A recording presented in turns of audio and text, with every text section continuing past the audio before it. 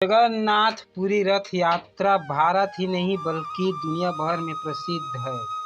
रथ यात्रा में शामिल होने के लिए भगवान जगन्नाथ के भक्त दुनिया भर से आते हैं। जगन्नाथ यात्रा शुरू होने के 15 दिन पहले भगवान जगन्नाथ, उनके भाई बलभद्र और बहन सुभद्रा बीमार पड़ जाते हैं। ऐसा हर साल होता है। इस समय को एकांतवास का समय माना जाता है, क्योंकि इस समय के दौरान भगवान जगन्नाथ, बलभद्र, बहन सुभद्रा एकांतवास में चले जाते हैं, जहाँ किसी भी भक्त को उसके पास जाने की अनुमति नहीं होती। इस अवधि को अनसर काल भी कहा जाता है। जगन्नाथपुरी रथ यात्रा से पहले जगन्नाथ, बलभद्र, सुभद्रा जी को 108 मटकों के सुगंधित जल से स्नान कराया जाता है। इस अनुष्ठान को स्नान पूर्णिमा के नाम से जाना जाता है।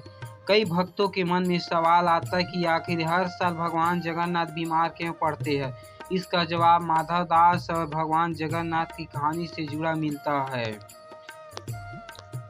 माधव दास एक बहुत ही सरल स्वभाव के व्यक्ति थे। दुनियादारी से उन्हें कोई सरोकार नहीं था। एक साधारण परिवार में जन्मे माधव दास के परिवार के सदस्य धीरे धीरे उसका साथ छोड़ते गए। जब माधव दास की पत्नी भी एक बीमारी के कारण अपने अंतिम दिन गिर रही थी, तो माधव दास ने उसे बहुत सरल स्वभाव से पूछा, तुम भी मुझे छोड़कर जा रही हो, अब मैं किसी भरोसे रहूंगा? कौन मुझसे प्रेम करेगा? मैं अब कहाँ सुरक्षित महसूस करूंगा?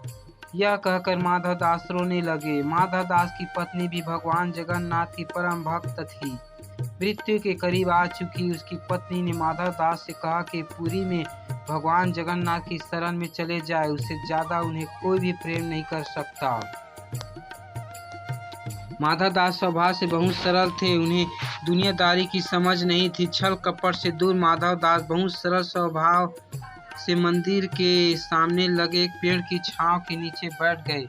जब मंदिर के पुजारी माधव दास को प्रसाद देने आए, तो माधव दास ने प्रसाद लेने से इनकार कर दिया। उन्होंने कहा कि अपने प्रभु भगवान जगन्नाथ के हाथ से प्रसाद ग्रहण करेंगे। माधव दास ने पुजारी से भगवान जगन्नाथ को बुलाने के लिए कहा। पुजारी हैरानी से माधव दास को देखते रहे। इस तरह भूखे प्यासे रहकर माधव दास ने हट कर लिया, केवल भगवान जगन्नाथ के हाथों से हम ग्रहण करेंगे।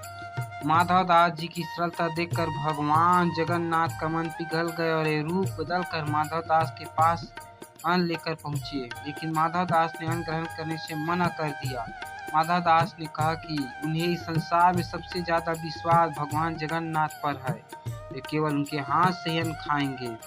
यदि भगवान जगन्नाथ अभी तक उनसे मिलने नहीं आए, तो साफ है कि माधव दास को अपना मित्र नहीं बनाना चाहते। माधव दास जी ने रूप बदल कर आए भगवान जगन्नाथ को गले लगाकर रोते हुए पूछा कि तुम बताओ मित्र, जगन्नाथ जी मुझसे प्रेम क्यों नहीं समझ पा रहा है? इतना सुनकर भगवान जगन्नाथ जी भावुक हो उठे। उन्हें माधव दास को अपने वास्तविक रूप में दर्शन देकर अन्न ग्रहण कराया। माधव दास कई वर्ष तक पुरी में रहकर भगवान जगन्नाथ जी की भक्ति करते रहे।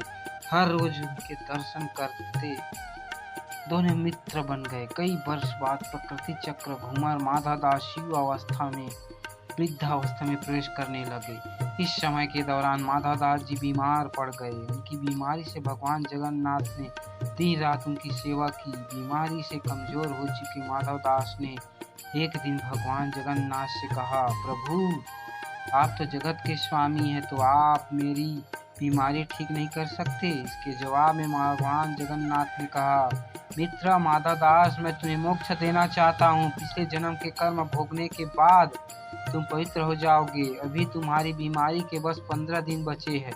प्रभु जगन्नाथ की बात सुनकर माधव दास से कराहते हुए कहा, प्रभु लेकिन मुझे अत्यंत पीड़ा हो रही है। यह सुनते ही प्रभु जगन्नाथ ने एक चमत्कार किया। माधव दास को 15 दिन की बची हुई बीमारी की पीड़ा अपने ऊपर ले ली। इस दिन जेठ पूर्णिमा थी।